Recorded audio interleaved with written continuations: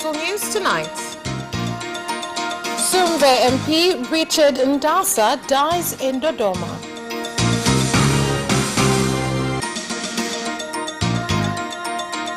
Tanzania confirms 480 coronavirus cases after reporting 196 new cases.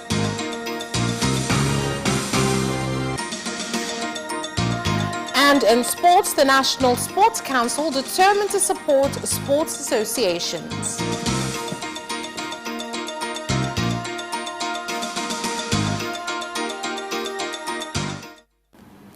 Good evening. This is Capital News at 9:30. My name is Vanessa Victor. Let's start things off with the national news. The Speaker of the National Assembly, Job Ndugai, has said Parliament will try and convince the government to agree to allow the body of the Member of Parliament of Sumve, Richard Ndasa, who died last night, to be buried in his constituency in Mwanza region. Speaker Ndugai made the statement when announcing the death of the Member of Parliament in Dodoma. Tutajitahidi sana. We shall try our best to make sure that our fellow is laid to rest in Sumve tomorrow evening. We shall indeed try our level best, unless we shall be advised otherwise. Because as African culture, it is not easy to bury someone anywhere as a foreigner. The people of Sumve did believe in him a lot, something that all members of parliament needs to learn from him on ethics of good leadership. Pato na jambo kama hilo halafu unawekwa popote. Ngumu sana. And President Dr. John Magufuli has sent condolences to the family of Speaker Speaker Job Ndugai and residents of Sumve constituency in Mwanza region following the death of Member of Parliament Richard Ndasa. In his message of condolence, President Magufuli said that he remembered how they first became members of Parliament in 1995, with the late Ndasa being elected as MP for Sumve and himself as MP for Biharamulo East, which has now become a charter constituency.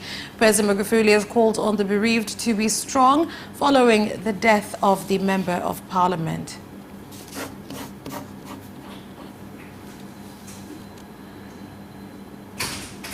And Prime Minister Kassim Majaliwa has announced 196 new coronavirus cases in the country, bringing the tally up to 480 with 167 recoveries. Speaking in Dodoma, Prime Minister Kassim Majaliwa said out of the new cases, 174 are from Tanzania mainland and 22 from Zanzibar. Mtakumbuka nikiwa Dar es Salaam siku ya tarehe 22 nilitoa taarifa jumla ya maambukizi. If you can recall, when I was in Dar es Salaam on the 22nd, I reported on the total number of infections to be 284, and I also informed the nation that 10 people had died and 11 people had survived. And from the 23rd to the 28th of this month, we've had 196 new cases, 174 in Tanzania mainland and 22 in Zanzibar, bringing the total number of those infected to 480 on the 24th of this month. Honorable Minister in charge of Health, Mwalimu, announced that the total number of those recovered to be 37, bringing the total number to 48. We are glad to announce that the total number of those recovered has increased from 48 to 167, 36 in Zanzibar and 83 in mainland Tanzania. However, we've had 6 more fatalities, bringing the total to 16. Out of the 297 infected, the remaining 283 are doing well, and 14 are under close observation. As of the 28th of this month, 648 people have been allowed to leave quarantine. Tukiwa tunaendelea na utoaji wa huduma kwa wale ambao hawana maambukizi, kwa wale ambao everybody should continue taking precautions as they continue providing services and fulfill their daily activities. Let us continue working so that people should not fail to get their essential services and needs. What is important is for us to stay away from gatherings because it is one among the key measures in controlling spread of the disease. Huduma wanazozihitaji. Lakini ni muhimu sana tukaendelea kujiepusha na mikusanyiko. And lorries carrying cargo for the Mulimnyere Power Generation project have been stranded for more than 14 days now at Dakawa area in Morogoro after the Kisaki-Morogoro road was destroyed by ongoing rains in the region. The stranded lorry drivers have said they can do nothing but wait for the government to repair the road so that they can continue transporting the cargo. Asilimia kubwa ya mizigo hapa inaenda katika mradi wa steel. All vehicles that pass by here carry cargo that are going to the dam project. There are some vehicles that have been here for more than 3 to 2 weeks with nothing going on. Mizigo mingi haya magari mengi unayokuta pale ambayo yameshindwa kupita hapa. All these vehicles are heading to construction site of Mwalimu Nyerere Dam. We shall instruct our fellows from town roads to come up with a quick solution for these vehicles to pass through. Sababu mizigo mingi iliyokwama hapo, umeona wewe mwenyewe pale kuna nondo, kuna mafuta yamekwama. And the Commissioner of Operation and Training, CP Liberatus Sabas, has said the police force is collaborating with other authorities to implement operations aimed at arresting traders who violate the government's indicative sugar prices. He said 36 traders have already been arrested so far in 6 regions with 106,939 tons of sugar seized. Ndugu wanahabari, leo nataka kutoa taarifa kuhusiana na operation ambayo imekuwa ikiendelea katika maeneo mbalimbali ya nchi yetu.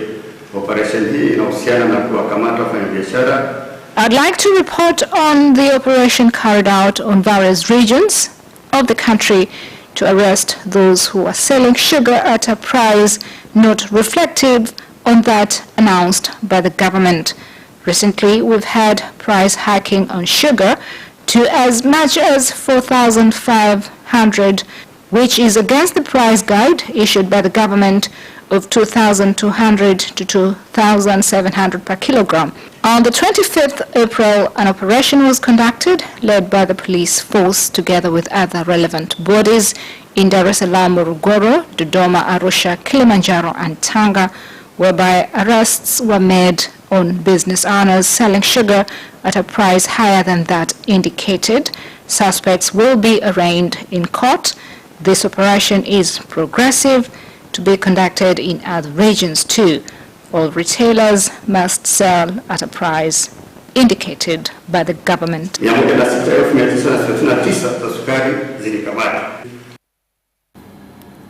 Some flood victims from Mikocheni village in Moshi district, Kilimanjaro region, have started to construct temporary settlements in order to avoid congestion in areas where they are being sheltered. They said they are living in difficult conditions as they do not have food.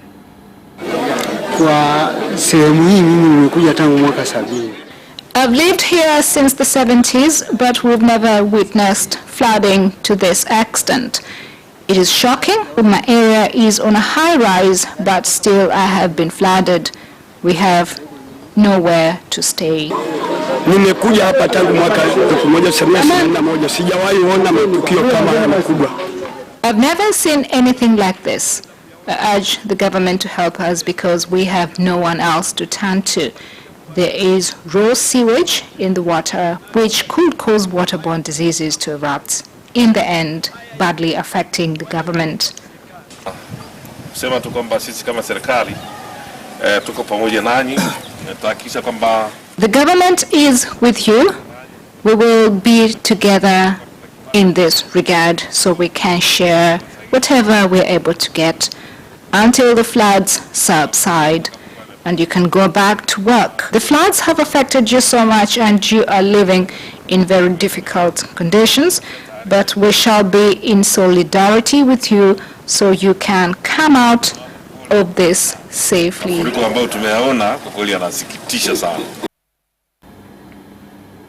And residents from Kizuka village in Songea district, RUVUMA region have started to repair the road which connects the village with other areas in the region with hand hose after it was destroyed by the ongoing rains. Changamoto tunayokutana nayo juu ya hii barabara ni kubwa toka miaka ya nyuma. This road has been in this poor condition for a very long time. It has reached a point whereby we've decided to come together and fix it ourselves. Wananchi walilalamikia kama mwenyekiti wa kijiji. The people complained to me about it, so I sat with my fellow government officials to find out how we can find a solution, and we contacted Tarura and we were informed that it is not yet on the list for repair. Tunahitaji fedha nyingi ili a lot of money is needed to repair the infrastructure, and what I can assure you is all roads will be repaired. Zitafanyiwa ukarabati. And that's all for national news. International news is up next.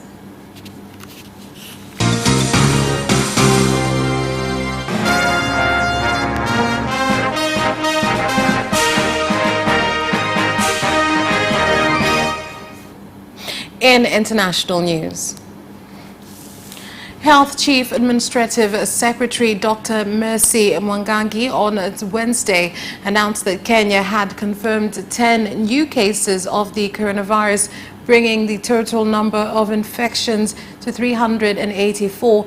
She said 9 of the new cases were recorded in Mombasa and 1 in Nairobi, and that the results were recorded from 508 samples tested in the last 24 hours. We are glad that the number of recoveries keeps rising day by day, and today we've discharged an additional 5 patients. And this brings to the number of total recoveries 129. In the last 24 hours, we have tested a total of 508 samples from 14 counties.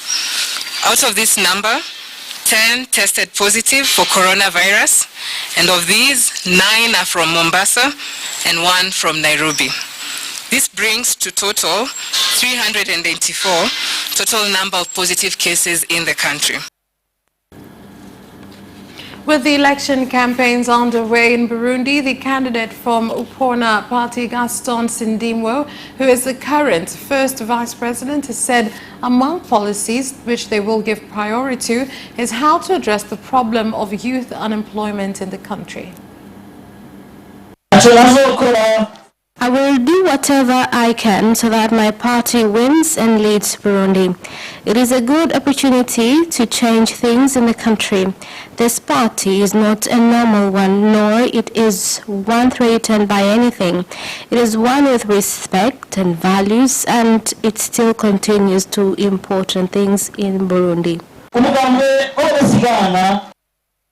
In Germany, restrictions on movement have been relaxed for over a week now, but the debate over how early social distancing measures should be eased is getting louder. For more, let's turn to Kate Brady, our political correspondent with our partner Deutsche Welle, who joins us from Berlin. So Kate, first off, how is the debate developing?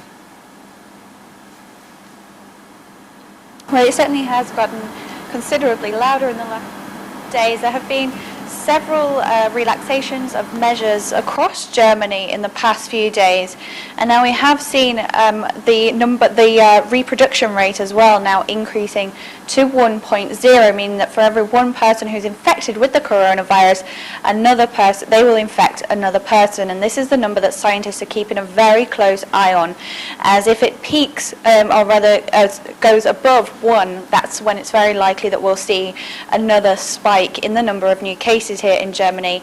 And in addition to that, we've also seen the number of new cases here in Germany no longer declining in the last couple of days. So these figures are very important to watch in the coming coming days as the government reviews exactly how and to what extent they continue to possibly relax restrictions on contact here in Germany.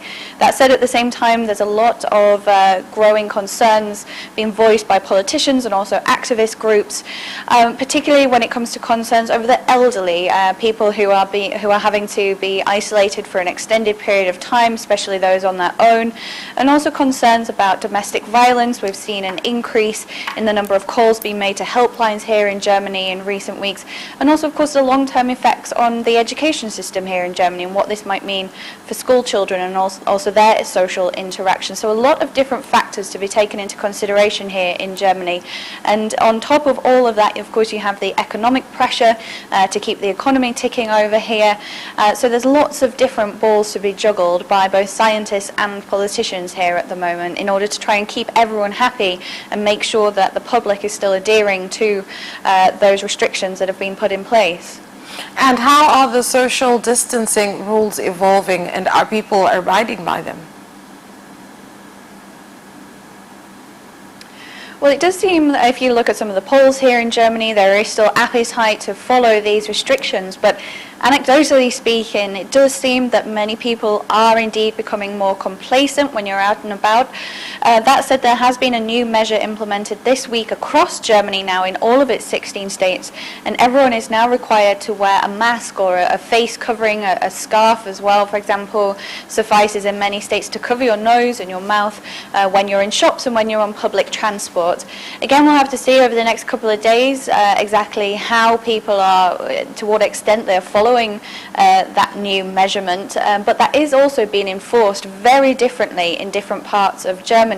In Bavaria, for example, you can face a rather large fine if you're caught not wearing a mask on transport or in shops, whereas here in Berlin, in the city-state of Berlin, authorities are taking a very relaxed approach. So it really varies across Germany at the moment, the extent to which people are still following these social distancing regulations. And so what are the plans for the government's next steps? Well, the Cabinet met earlier today, and we now know that the travel warning currently in place here in Germany is being extended until at least mid-June, and so that's a warning for all travel abroad. And the German Foreign Minister Heiko Maas spoke earlier today, reminding everyone that a huge operation has already taken place this year to bring home almost 250,000 German tourists who could have potentially ended up being stranded abroad, and he said that this kind of action will not be repeated this summer. So for now, travel is very much still on the ground here in Germany, and we are expecting to see a review as well in the next couple of days by the state premiers of the states here in Germany with Angela Merkel to see exactly what the consequences and what the impact has been of the relaxation of some of these social distancing measures. Well, thank you very much, Kate, for that update, and as always, I hope you guys are staying safe. You too. News will be back with business after this break.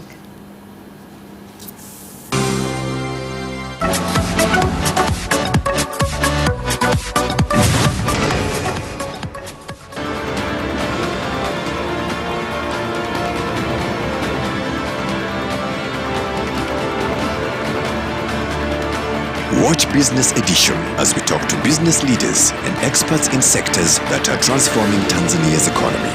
We believe that the driver is the customer. To change the mindset of traditional HR to the digitalization. Make sure that everybody can get some access to financial services. And once we understand the vision of our leaders, we then need to be behind them and help them in achieving that vision. Business have involved mercantile operations, trade guilds, or shared agricultural production, infrastructure, construction, financial sectors, tourism, and mining. Business Edition on Friday at 8:15 p.m.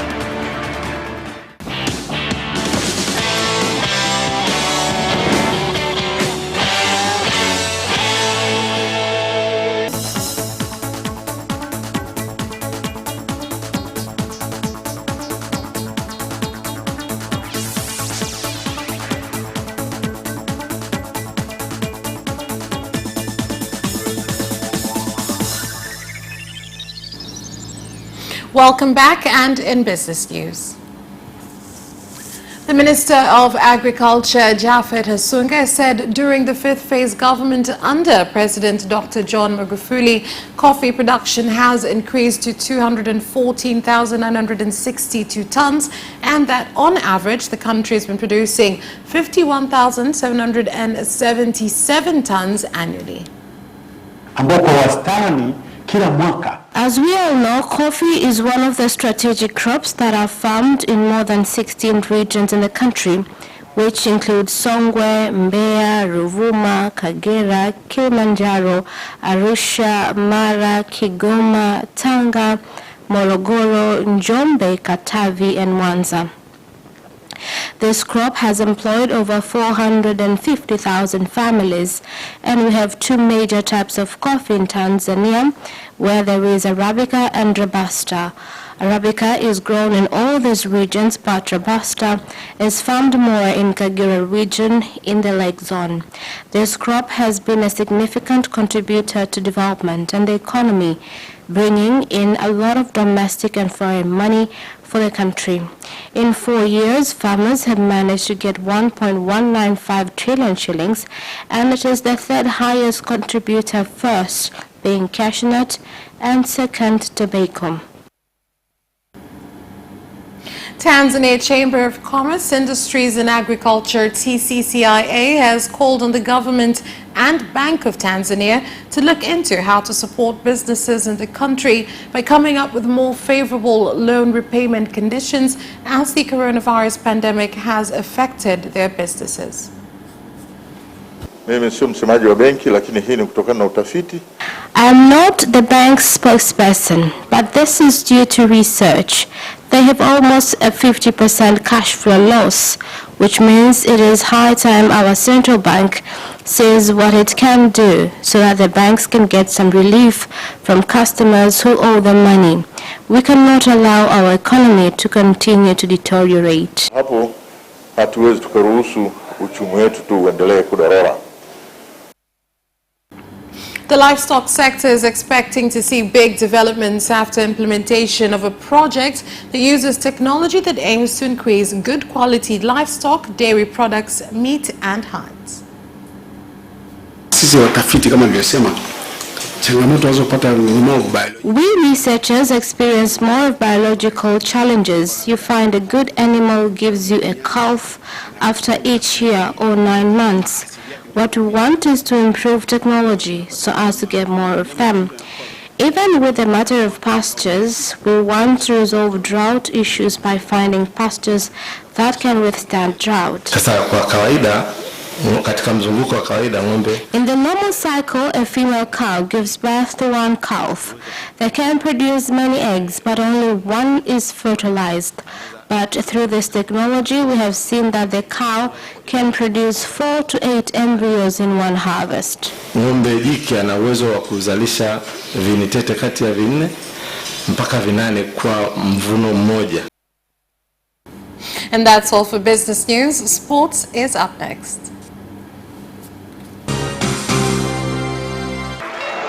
Away first time, good start from Bolt. Bolt leading a moment and going away. Gay trying to go with him, and he's going to be dragged through to second place, but he's going to win it by 2 meters. Away first time, good start from Bolt. Bolt leading a moment and going away. Gay trying to go with him, and he's going to be dragged through to second place, but he's going to win it by 2 meters.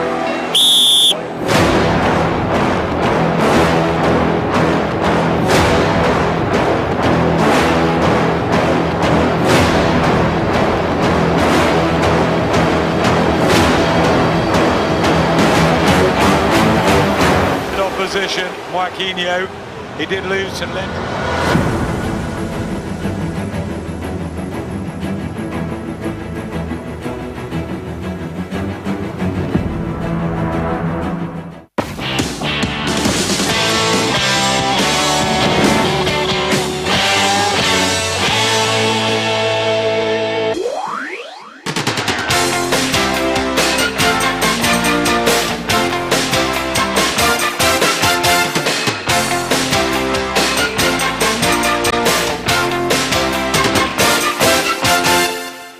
And in sports. The National Sports Council will continue to provide educational seminars to sports associations for the development of good governance in sports. This year we ran seminars for all national sports associations, the presidents and their managing directors or chairpersons and general secretaries about good governance. And we are thankful that the turn-up was good. A lot of them participated, and the training was provided by the Deputy General Secretary of Works.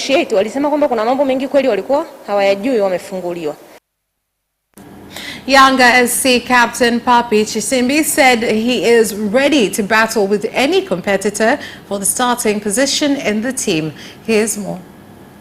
Rumors linking Yanga with Rwandan deep-lying midfielder Ali Niyonzima, and if he's going to be signed eventually, he will have to battle with Shishimbi for starting berth. Niyonzima is said to be on top of coach Luke Emel's transfer wish list, and Shishimbi has declared his readiness to compete with any arrival. Shishimbi from the Democratic Republic of Congo has been a regular figure in the Wananchi team, despite numerous coaching changes at the club.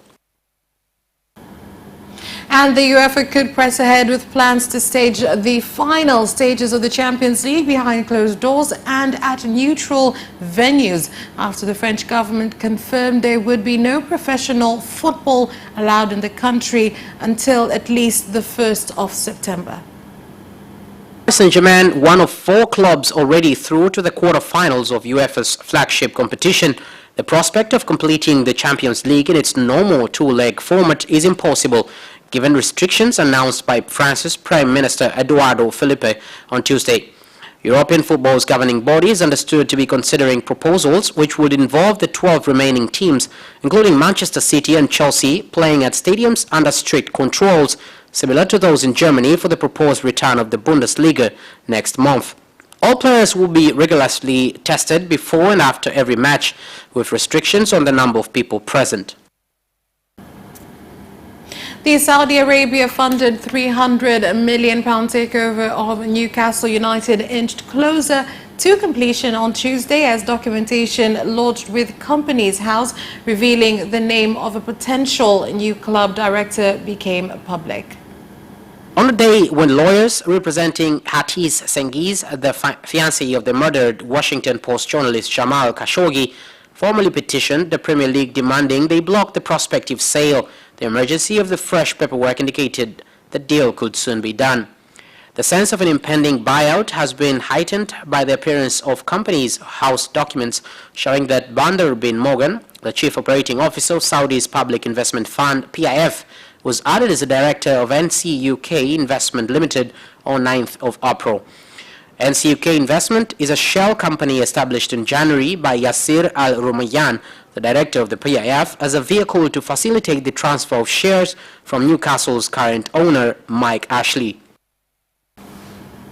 And that sports item ends our news bulletin. On behalf of everyone who worked to prepare this bulletin for you, thank you for watching. Take all the necessary precautions, stay safe, and good night.